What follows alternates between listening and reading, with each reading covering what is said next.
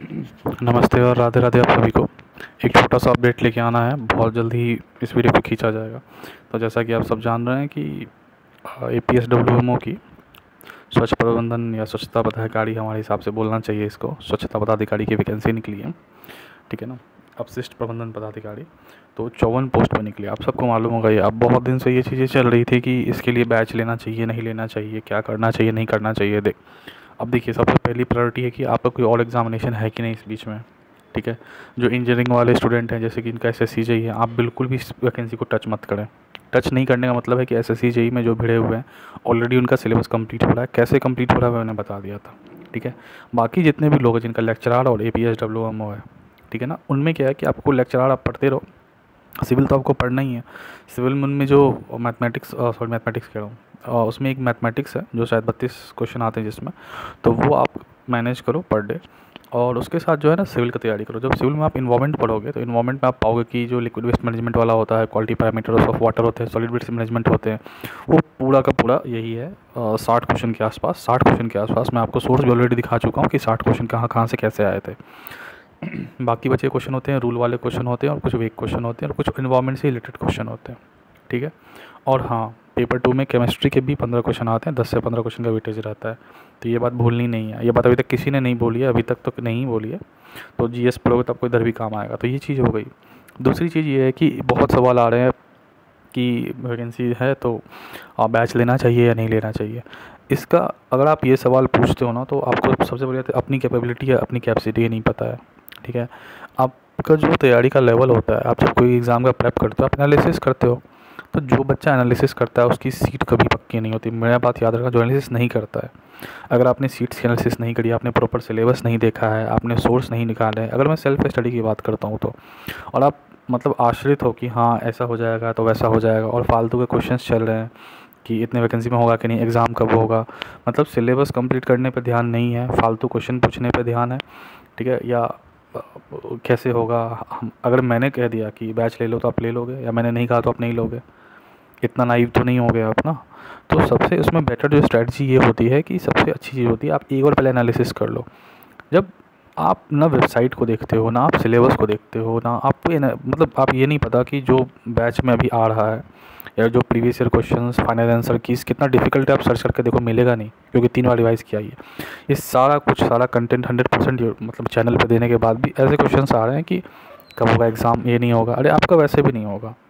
जितने भी लोगों ने उल्टे पुल्टे क्वेश्चन पूछे, मैं आपको बताता हूँ, आपका नाम रिजल्ट में आ ही नहीं रहा लिस्ट में, क्योंकि जिनका वो भाव था, क्योंकि जब नोटिफिकेशन नहीं आई थी उससे ही पहले 36 लड़कियां हैं और ग्रुप में, वो ऑलरेडी बिहार के रहने वाले हैं, उनका बहुत 2-3 एग्ज़ाम्स में हुआ है, VP में भी हुआ है, ये सब में। तो वो कुछ में है जो इनका हायर पे हो गया वो छोड़ दिए, जिनका नहीं हुआ वो ऑलरेडी उनका तैयारी है, वो टेस्ट दे रहे हैं सीधा। कोई आप प्रिपरेशन स्टार्ट कर रहे हो और कोई 50-60% करके टेस्ट दे रहा है और बाकी कंप्लीट कर रहा है।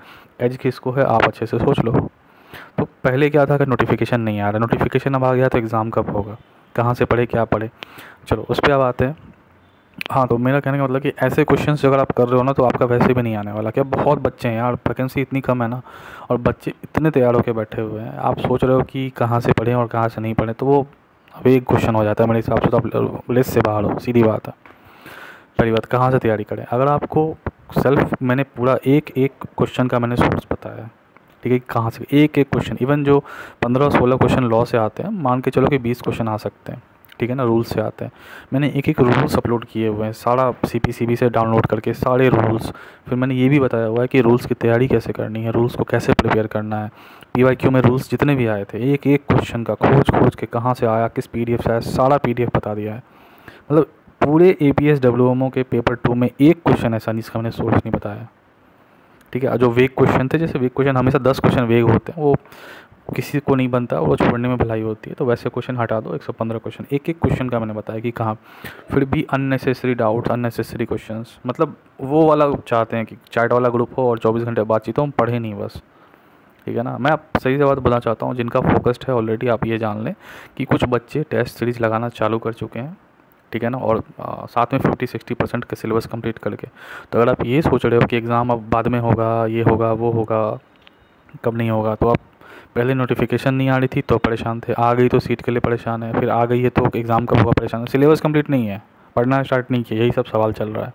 ठीक है, तो रही बात कैसे करना है, मैंने आपको बता दिया कि पहले आपके पास खुद का दिमाग आप लगाओ। मैं हमेशा एक बार बोलता हूँ कि खुद का दिमाग लगाना चाहिए। खुद का दिमाग लगाइए और देखिए, सीट का एनालिसिस करिए, सिलेबस देखिए, ठीक है, लास्ट ईयर का PYQ एनालिसिस करिए, और कैसे करना है एक वीडियो बनाई हुई है, सारा सोर्स बताया हुआ है।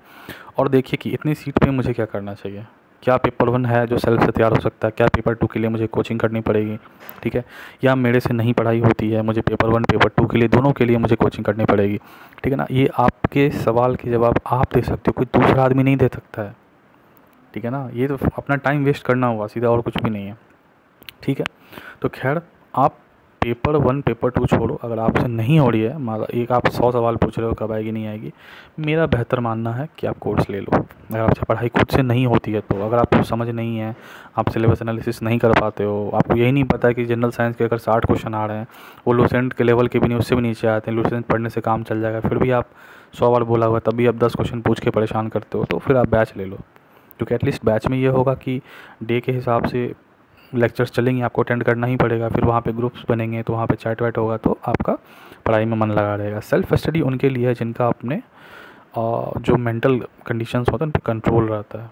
ठीक है, उनको कोई दूसरा आदमी नहीं बता सकता है कि आप ये करो वो करो। फॉर जस्ट एक माइंड, आप मुझे फोर्स कर सकते हो कि बैच ले लो, मैं ज़िंदगी में आज तक कभी बैच ही नहीं लिया हूँ कोई ऑनलाइन इस तरह से। जब भी आया है कभी मेरी जो प्रिपरेशन अब तक रही, जितने भी एग्ज़ाम्स क्वालिफाई हुए सारे के सारे सेल्फ स्टडी से हुए, सारे के सारे। ठीक है, एक बार हाँ मैंने एक मेन बैच ले रखा था IAS मास्टर का, जिसका मैं क्लासरूम स्टूडेंट भी था एक टाइम में, तो हाँ बस वही ले रखा था। बाकी उसके बाद एक कैपेबिलिटी आई एनालिसिस करने की, समझने की, तब से मैं खुद से किए जा रहा हूँ, क्वेश्चन डिस्ट्रीब्यूट करना, ये करना, कैसे कहाँ किधर से क्या आ रहा है, ठीक है, वो करके खुद करता हूँ, तो बहुत अच्छे रिजल्ट्स आते हैं। रही बात बैच की, देखो फॉर्मूलेटर वालों ने बैच लॉन्च किया हुआ है, ठीक है, जसपाल सर ने बैच लॉन्च किया हुआ है जो अनअकैडमी के प्लेटफॉर्म पे, और भी बहुत लोग हैं। एक एस्पिरेंट ड्रीम सिविल सर्विसेज है, मैंने पहले भी बताया था, उन्होंने भी बैच लॉन्च किया है। और जितने भी आप देख लो कि आपको जो सही लगता है आप ज्वाइन कर लो, ठीक है, क्योंकि इधर पढ़ाई चालू हो चुकी है, तो आप एटलीस्ट खुद से नहीं कर पा रहे हो तो बैच को देख देख के तो पढ़ाई चालू कर ही दोगे ना, क्योंकि वहाँ तो क्लासेस रेगुलर चलेंगी, तो आपको है कि पढ़ना ही पड़ेगा। सेल्फ स्टडी में अगर आपको अपने मेंटल कंडीशन पर कंट्रोल है ही नहीं, 4 दिन पढ़ोगे, 5वां दिन बोलोगे वैकेंसी एग्ज़ाम कब होगा, 6 दिन पढ़ोगे, 7 दिन बोलोगे परीक्षा लग रहा है, अगले साल होगा क्या। तो बैचेज़ में वो नहीं होता, बैचेज़ में होता है सिलेबस कंप्लीट करने का होता है। तो बेहतर है अगर आपको, वो एक लेवल होता है, सेल्फ स्टडी करने वालों का एक लेवल होता है, वो डिविएट नहीं होते, डिमोटिवेट नहीं होते, समझे, दूसरों को मोटिवेट करते हैं, बेकार के सवाल नहीं करते हैं, ठीक है, वो अपना सिलेबस कंप्लीट हो जाए, टेस्ट दे जाए, तब चिंता करते हैं कि कब एग्ज़ाम होगा।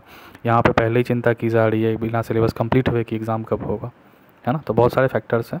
तो जो भी जितने भी ऐसे लोग हैं जिनको खुद से लग रहा है कि मेरे से नहीं होगा, देखो टाइम निकल गया ना, ये वैकेंसी आज से शायद 5 तारीख है, आज से ही स्टार्ट है इसका एप्लीकेशन, ठीक है ना। तो आज से स्टार्ट है, महीना भर लगा लो, ये इलेक्शन ख़त्म होगा, फिर भी इस वैकेंसी का भी मान लेना, जितनी कम वैकेंसी और जैसा सिलेबस है, इसको पढ़ने के लिए 3 महीना तो चाहिए कम से कम मिनिमम।